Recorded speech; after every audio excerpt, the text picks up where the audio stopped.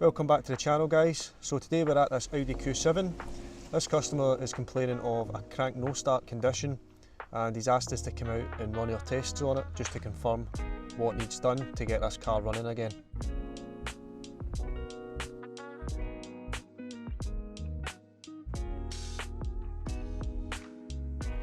So before diving in and plugging in our usual top-down X-Link, we've been asked to give this little Launch CRP 123E scan tool a quick go.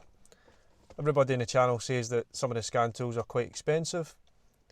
Obviously, the higher sort of end the scan tool, the more functions it's going to do, the more online sort of programming coding it's going to do. So today I'm going to give this little launch a go. Obviously, the price range of this little thing here is around about £130, but I will leave an Amazon link. It's Amazon Prime at the moment, so you will get this a little bit cheaper. But it is a DIY scan tool, and if you're not in the market for something as expensive, you know, as the higher end launch scan tools or the top-down or the Autels, then this might suit you. So what first thing we'll do is just turn on ignition, go into diagnose, and we'll click on Audi.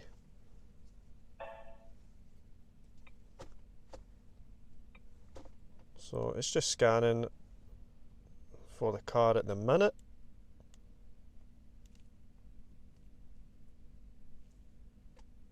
So let's see how long this will take. The battery is getting slightly low, just at 11.6, but there is a fault with these heater blowers staying on at the moment by the looks of it. So first thing we'll do is we'll just go into a full health report. Let's see what sort of speed this can carry out a full health report on.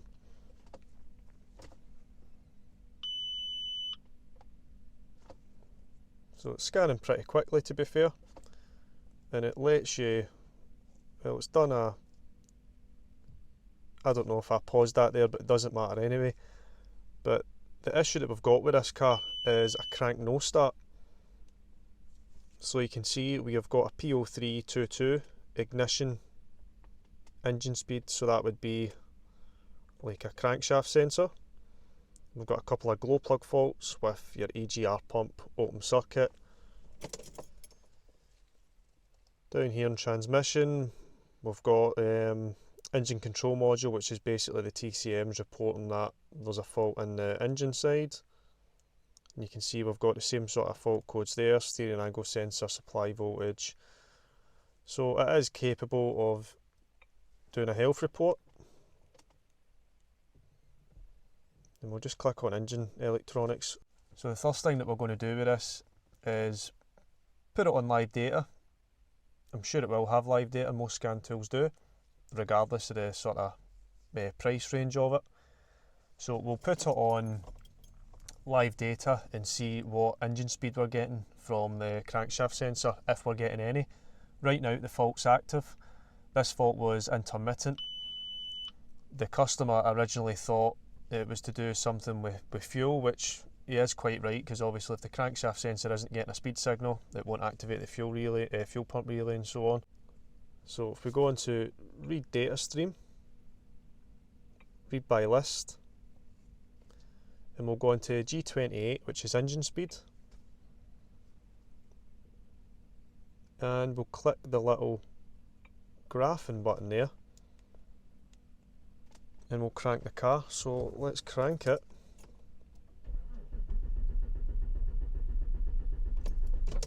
So you've seen there, just by cranking the car, there was no engine speed, there was nothing being reported on the G28 sensor.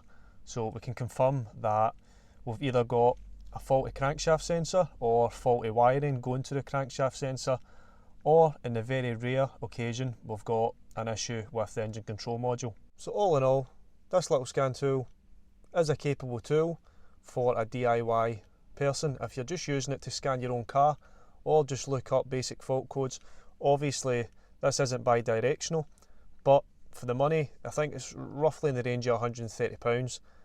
For the money, it would be good to have just sitting in your car. as a sort of backup, I suppose. There is 7 resets that you can do on this particular tool. So we've got your brake reset, you've got your bleeding process, oil reset, electronic throttle learn, you've got a DPF regen, and you've also got your steering angle sensor reset plus a battery reset as well. So that is all your sort of functions that you've got with the tool. So if you are a DIYer or a professional and watch the channel, keep your eyes peeled because we will be giving this little scan tool away for free. So that'll be happening possibly in next week's upload, depending on how much time we've got. So let's crack on with diagnosing this Audi Q7 properly. We'll get the oscilloscope attached to the crankshaft speed sensor up at the PCM and see what we're getting. So we're hooked into the crankshaft sensor signal wire. So we've decided just to hook into the signal closest to the actual sensor itself. So the sensor lives all the way down there, not the easiest to access, and we've got our oscilloscope lead attached to a decent ground. So that's our oscilloscope set up there, and the good thing about this car is it will keep on cranking, which will allow us to basically check the reading on the oscilloscope if there is going to be any reading. So I will need to grab the keys, and yeah, so I'll just turn it to crank.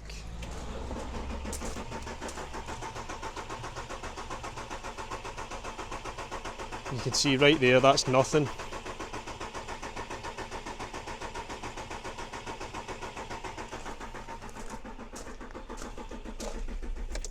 So we can basically confirm that that crankshaft sensor is dead. It's never ever that simple, it's never ever a sensor with me anyway. It's always got to be something a bit more annoying, a bit more in depth to look for a broken wire or something like that, but this time it's just a faulty sensor, so happy days. So we'll move on to the next one. The next one is going to be a Volvo, I believe. That's for a car sales company, but we're not too sure just yet what's up with that, as we haven't had the fault description sent through email yet. So we're just going to attend it and see what happens for there. So fast forward a couple of days, we are back at this Audi Q7 to fit this crankshaft sensor, and we have had some amount of trouble trying to source a crankshaft sensor for this. We tried all our usual suppliers, they could not get one, and then end up I had to go to Eurocar Parts. I never ever go to Eurocar Parts, but in this case we've managed to get a Bosch unit, so I'm not too sort of bothered about that. I don't usually like the brands that they use, Starline and all that. I don't really, every time I've fitted a Starline product, an electronic sort of sensor or something, it's never ever worked the way it should. So we've managed to get a Bosch unit, and obviously we said we were going to be in a Volvo next, but that one ended up not going to plan. So we're going to get the car jacked up and get the crankshaft sensor replaced on this Audi Q7, and that'll be sort of the end of the video. So not very interesting, but next video should hopefully get a bit better. The crankshaft sensor on this is a pig to access. Never mind the fact that there's loads of oil leaks underneath this car, so we're going to get covered in oil as well. So yeah, we'll get this jacked up and we will show you underneath where the crankshaft sensor is. So we're underneath the car, and the crankshaft sensor for this is literally right there. I mean, it's kind of hard to actually see just because this pipe, this hose or whatever it is here, but you can just see my finger, that's where it is. So we're going to need to get the camera set up, and as per usual, the bolt to hold this in is a Allen bolt, so that's just typical for Volkswagen Audi. So hopefully that comes out, hopefully the crankshaft sensor comes out, and hopefully we start once it's built back up. There's a lot of hopefullys there, but that's all you can do in a situation like this when you're underneath a car, is just hope for the best.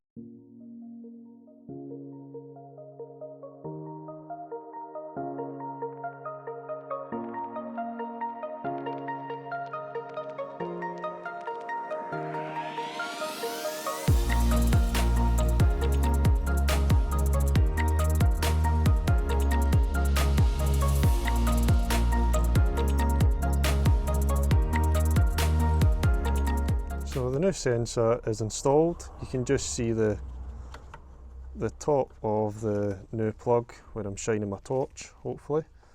Maybe too bright. You can just see my finger here, and then it runs along behind that pipe. Let's get out from under here. This gives me the creeps. Even though we're secure, we've got something underneath the jack, plus we've got an axle stand as well, but always gives me the creeps lying down, knowing that, you know, that all this weight's on top of you if something was to go wrong. So let's get the scan tool connected back up and see if we're getting an engine speed, or we might just start it because that'll tell us right away if we've made the right diagnosis. If not, then that crankshaft sensor is ours. So we've got the keys in hand, so let's go and see if we have made the right choice in replacing this crankshaft sensor. Let's give it a try. So key in the ignition. So let's see if we've made the right choice here. Yay, fix. Obviously the video is just a simple crankshaft sensor replacement, very common sort of thing to be doing on all sort of brands of cars, but it should still be worth a good watch anyway. So we've just connected into the new crankshaft sensor using the oscilloscope, and we will show you the sine wave pattern that we've got and what it actually means.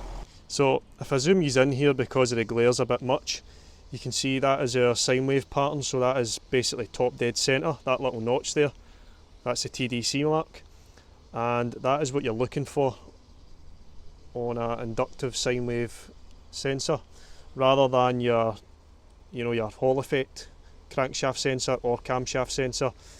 You would usually have a square wave. This one on this car is a sine wave sensor, and that is where TDC is, or the TDC mark, but you should always double check with the manufacturer just to make sure, or against a known good waveform. So there is quite a lot of websites where you can get known good waveforms from. Just make sure that they apply to your engine code and whatnot. So as always, the last thing we do is a full system health scan and a full system clear. There was a lot of faults here for under voltage. There is an issue with the steering angle sensor, but we are not here for that. We're only here for the crank nose start, which we have resolved. So as always, thank you to everybody that's subscribed to the channel so far.